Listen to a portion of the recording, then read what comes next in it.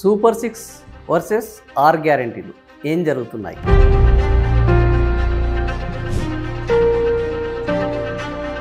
ఈ ఆర్ గ్యారెంటీలోను ఆ సూపర్ 6లోను ఆడబిడ్డలకు ఇచ్చిన హామీలు నెరవేరబోతున్నాయా?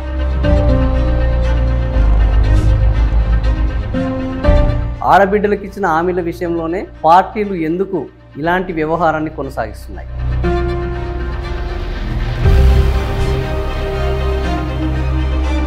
ఈ విషయాల మీద మాట్లాడుకుందాం.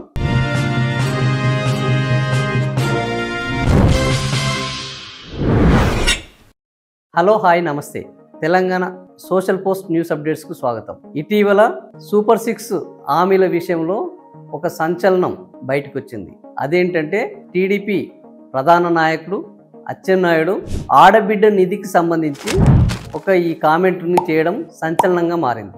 ఆడబిడ్డలకు 1500 రూపాయలు నెలకు ఇవ్వాలి అని అంటే ఆంధ్రాను అమ్మేయాలి అని చెప్పారు. సో ఈ పథకాన్ని అమలు చేయాలి అనే దాని మీద ఎప్పుడు అమలు చేయాలి, ఎలా అమలు చేయాలి, దానికి నిధులు ఎలా సేకరించాలి అనే విషయాల మీద ఇంకా నిర్ణయం తీసుకుంటాము. ప్రస్తుతం చర్చిస్తున్నాము.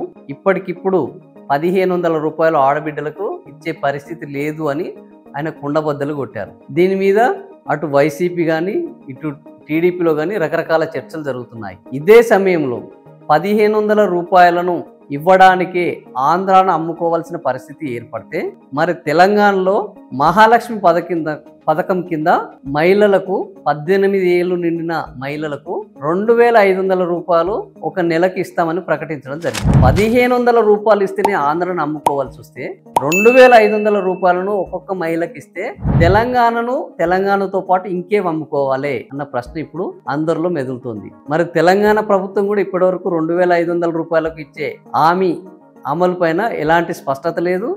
అదే అమలు చేసే ఆలోచన ఉందా లేదా అనేది కూడా ఇప్పటికీ ఇంకా తెలియదు. మహాలక్ష్మి పథకంలో ముఖ్యంగా బస్సుల్లో ఉచిత ప్రయాణం మాత్రమే బ్రహ్మాండంగా అమలవుతున్నది.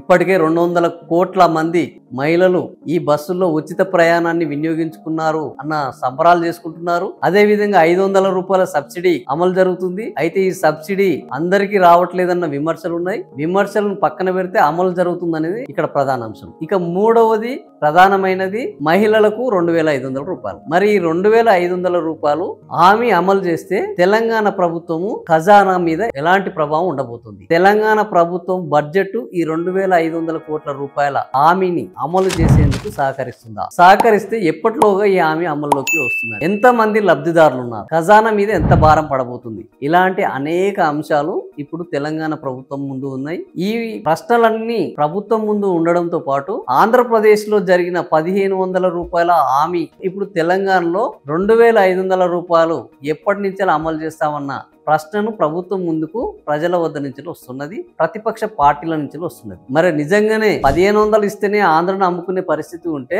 2500 రూపాయలను ఇచ్చే పరిస్థితి తెలంగాణలో ఉన్నదా? ముఖ్యమంత్రి రేవంత్ రెడ్డి ఇప్పటికే ఖజానా ఖాళీ, మేము వేతనాలు పెంచే పరిస్థితిలోనూ కూడా లేము, అన్ని పథకాలను కూడా అమలు చేసే పరిస్థితిలో కూడా లేము, ఒక్కో పథకం నెమ్మదిగా అమలు చేస్తామని చెప్తున్నారు.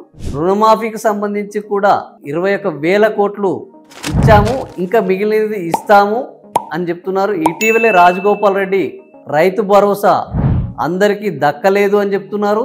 ప్రభుత్వం 9 రోజుల్లో 9,000 కోట్లు ఇచ్చాము, అందరికీ దక్కిందని ప్రభుత్వం చెప్తున్నది.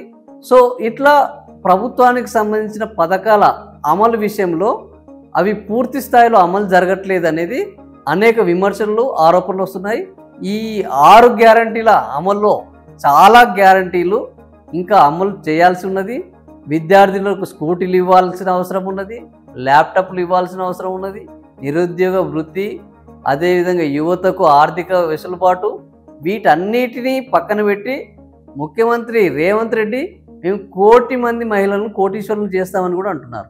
సో ఈ 1 కోటి మంది మహిళల్ని కోటీశ్వరులు చేయడం పక్కన పెడితే మొట్టమొదలు మహాలక్ష్మి పథకం కింద 2500 ఇచ్చి ఈ ప్రభుత్వం తను ఇచ్చిన హామీలను ఆడపడుచుల విషయంలో అమలు చేస్తుంది అన్న నమ్మకాన్ని కల్పించాలని అంటున్నారు. మరి ఇప్పటివరకైతే కాంగ్రెస్ పార్టీలోని మంత్రులు కానీ, ముఖ్యులు కానీ, నాయకులు కానీ ఈ 2500 రూపాయల ఆడబిడ్డల మహాలక్ష్మి పథకం మీద మాట్లాడే సాహసం చేయడం లేదు. ఇప్పటికైనా మరి ఈ మౌనాన్ని వీడుతారా? ఆడబిడ్డలకు ఇచ్చిన హామీలను నెరవేరుస్తారా, లేకపోతే ఎగనామం పెడతారా? దీనిపైన స్పష్టత రావాల్సింది. మరి ప్రభుత్వం ఏం సమాధానం చెప్తుందో వేచి చూడాలి. ఈ వీడియో మీకు నచ్చినట్లయితే లైక్ చేయండి, షేర్ చేయండి, సబ్స్క్రైబ్ చేయండి. మరిన్ని విషయాలు చెప్పాలనుకుంటే మీ అభిప్రాయాలని కామెంట్ల రూపంలో తెలియజేయండి. Thank you for watching.